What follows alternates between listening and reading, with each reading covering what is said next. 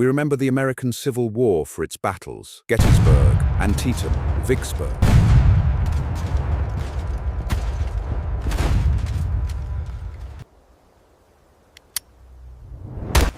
But those battles were decided long before the first shot was fired.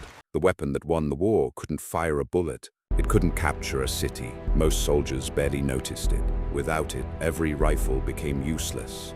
Every morning, before a single bugle echoed across the camp, before the first rifle was loaded, long before the first battle of the day, nearly 1 million Union soldiers all needed the same thing: breakfast. Feeding an army wasn't simply about keeping men alive. It was about giving them the strength to march, to dig, to fight, and to survive another day. But strength doesn't come from determination alone. Every mile they marched, every trench they dug, every battle they fought demanded something their courage could never replace: energy.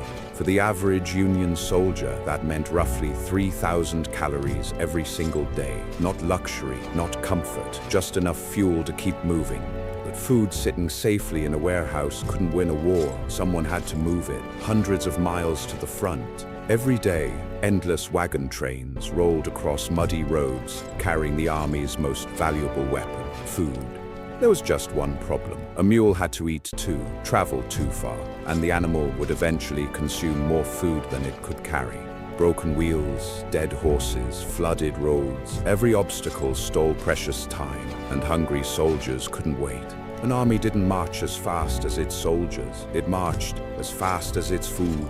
Wagons could carry food, but they could never carry enough. The real revolution ran on steel. Railroads changed everything. A journey that once took weeks could now take days. Millions of pounds of food, ammunition, medicine, and equipment flowed across the Union like blood through veins. Union generals quickly realized destroying a railroad junction could be more valuable than capturing an entire city. Cut the rails, and the food stopped, the ammunition stopped, the army stopped. Because in the end, wars aren't won by what an army can carry into battle. They're won by what it can keep delivering. The Civil War wasn't won by the army with the better soldiers. It was won by the army with the better supply lines. While the Union's supply lines grew stronger, the Confederacies were slowly breaking apart, not because they lacked courage, but because they ran out of food. Union blockades choked southern ports. Railroads fell apart. Warehouses emptied. Every week, there was less to eat. By 1863, hunger had reached the cities. Bread riots erupted. Families fought not for victory, but for their next meal. At the front, many Confederate soldiers simply went home, not because they wanted to quit the war, but because their families were starving. At the very same time, Union camps were still receiving fresh supplies. One army was running out of hope, the other was running on full stomachs. The Civil War ended in 1865, but the logistics revolution it created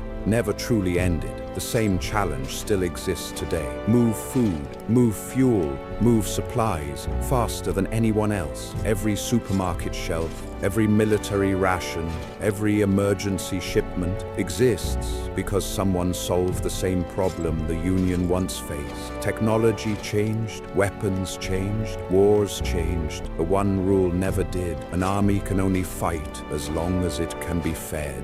We like to remember history through its battles, its generals, and its heroes, but sometimes history is written by something far more ordinary: a simple meal delivered on time.